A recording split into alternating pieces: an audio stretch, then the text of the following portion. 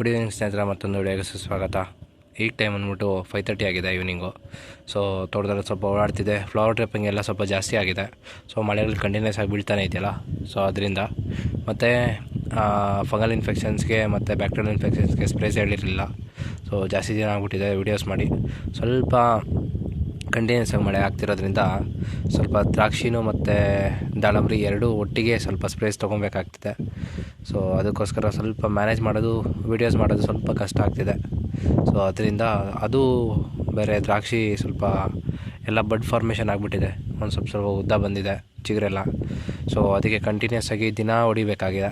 So ಅದರಿಂದ ದಾಳಂಬ್ರಿಗೂ ಸ್ವಲ್ಪ day by day ಅಂದರೆ ದಿನ ಬಿಡ್ತಾನೆ ಸ್ಪ್ರೇಸ್ ತೊಗೊತಿದ್ದೀನಲ್ಲ, ಮಳೆ ಬೀಳ್ತಿರೋದ್ರಿಂದ. ಸೊ ಅದಕ್ಕೆ ಸ್ವಲ್ಪ ವಿಡಿಯೋ ಮಾಡೋದಕ್ಕೆ ಟೈಮ್ ಸಿಗಲಿಲ್ಲ. ಸೊ ಅದಕ್ಕೋಸ್ಕರ ಇವತ್ತು ವೀಡಿಯೋ ಮಾಡ್ತಿರೋದು. ಸೊ ಯಾವ ಥರ ಮ್ಯಾನೇಜ್ ಮಾಡಿಕೊಂಡೆ ಏನೋ ಅಂತಂದ್ಬಿಟ್ಟು. ಸೊ ಫಸ್ಟು ಬಂದುಬಿಟ್ಟು ಫ್ಲವರ್ ಡ್ರಾಪಿಂಗ್ ಹೇಳ್ತೀನಿ. ಸೊ ಫ್ಲವರ್ ಡ್ರಾಪಿಂಗ್ ಬಂದುಬಿಟ್ಟು ಪ್ಲಾನಫೆಕ್ಸು 0.25 ml per ಲೀಟ್ರು ಮತ್ತು ಬೋರಾನು 1 ಗ್ರಾಮ್ ಹಾಕ್ಕೊಂಡಿದ್ದೆ. ಸೊ ಅದಾದಮೇಲೆ ಅದು ಬಿಟ್ಟರೆ ಇನ್ನೇನು ಸ್ಪ್ರೇಸ್ ತೊಗೊಂಡಿಲ್ಲ ಫ್ಲವರ್ ಡ್ರಾಪಿಂಗ್ಗೆ. ಅದಾದಮೇಲೆ ನೆಕ್ಸ್ಟ್ ಬಂದುಬಿಟ್ಟು ಆಂಥ್ರಕಸ್ ಮತ್ತು ಸರ್ಕೋಸ್ಪೋರ. ಸೊ ಇವೆರಡಕ್ಕೂ ಸ್ಪ್ರೇಸು ನಾನು ತೊಗೊಂಡಿದ್ದು ಬಂದುಬಿಟ್ಟು ಫಸ್ಟು ಮಳೆ ಆಯಿತು. ಅದಾದಮೇಲೆ ಮಾರನೇ ದಿವಸ ಬಂದುಬಿಟ್ಟು ನಾನು ಕ್ಯಾಬ್ರಾಟಾಪ್ ತೊಗೊಂಬಿಟ್ಟೆ ಸ್ಪ್ರೇ. ಸೊ ಕ್ಯಾಬ್ರಾಟಾಪ್ ಬಂದುಬಿಟ್ಟು 3 grams per ಲೀಟ್ರ್ ತೊಗೊಂಡೆ. ಅದಾದಮೇಲೆ ಒಂದು 4-5 hours ಇತ್ತು. ಮತ್ತು ಹಂಗಾದರೆ ನೆಕ್ಸ್ಟ್ ಮಾರನೇ ಫುಲ್ ಹಂಗೆ ಮಳೆ ಆಯಿತು. ಮಾರನೇ ದಿವಸನೂ ಮಳೆ ಆಯಿತು.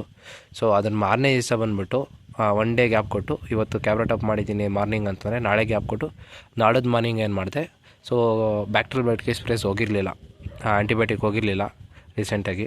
ಸೊ ಅದರಿಂದ ನಾನೇನು ಮಾಡಿಕೊಂಡೆ ಅಂದರೆ ಕೋನಿಕಾ 2 grams per ಲೀಟ್ರ್ ತೊಗೊಂಡೆ.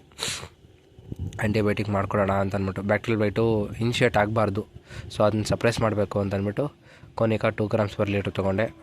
ಮತ್ತು ಅದಾದಮೇಲೆ ನೆಕ್ಸ್ಟ್ ಡೇ ಗ್ಯಾಪ್ ಕೊಟ್ಟೆ. ಸೊ ನೆಕ್ಸ್ಟ್ 2 days ಗ್ಯಾಪ್ ಕೊಟ್ಬಿಟ್ಟೆ. ಸೊ ಕಾಪರು ಸ್ಪ್ರೇ ತೊಗೊಂಡಿದ್ದಲ್ಲ, ಸೊ ಏನು ತೊಂದರೆ ಆಗೋಲ್ಲ ಅಂತಂದ್ಬಿಟ್ಟು 2 days ಗ್ಯಾಪ್ ಕೊಟ್ಟು ನೆಕ್ಸ್ಟು ಹಂಗೆ ಬಂದುಬಿಟ್ಟು ಬ್ಯಾಕ್ಟೀರಿಯಲ್ ಬೈಟ್ಗೆ ಮತ್ತು ಫಂಗಲ್ ಇನ್ಫೆಕ್ಷನ್ಗೆ ಎರಡಕ್ಕೂ ಆಗುತ್ತೆ ಅಂತಂದ್ಬಿಟ್ಟು so captain 2 grams per litre ಮತ್ತು ಸಂಚಾರ್ 40 ಅಂತ ಬರುತ್ತಲ್ಲ, ಸೊ ಸಂಚಾರ್ 40 ಬಂದುಬಿಟ್ಟು 2.5 ml per ಲೀಟ್ರ್ ತೊಗೊಂಡಿದ್ದೀನಿ. ಸೊ ಇಷ್ಟು ಸ್ಪ್ರೇಸು ಕಂಟಿನ್ಯೂ ಸ್ಕೆಡ್ಯೂಲ್ ಆಗಿತ್ತು.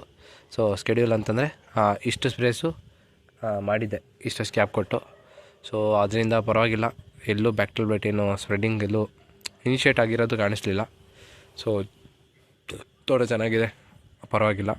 ಮತ್ತು ಎಷ್ಟೋ ತೋಟದಲ್ಲಿ ಈಗ ಇನಿಷಿಯೇಟ್ ಆಗಿದೆ ಅಂತ ಅಂದ್ಬಿಟ್ಟು ನನಗೆ ಮೆಸೇಜ್ ಮಾಡಿದರು. ಸೊ ಅವ್ರಿಗೂ ಆದಷ್ಟು ರಿಪ್ಲೈ ಮಾಡಿದ್ದೀನಿ. ಸೊ ಸ್ಪ್ರೇಸ್ ಹೇಳಿದ್ದೀನಿ. ಸೊ ಇವತ್ತಿನ ವಿಡಿಯೋ ಇಷ್ಟ ಆಗಿದ್ದರೆ ಲೈಕ್ ಮಾಡಿ, ಶೇರ್ ಮಾಡಿ, ಸಬ್ಸ್ಕ್ರೈಬ್ ಮಾಡಿ. Thanks for watching the video.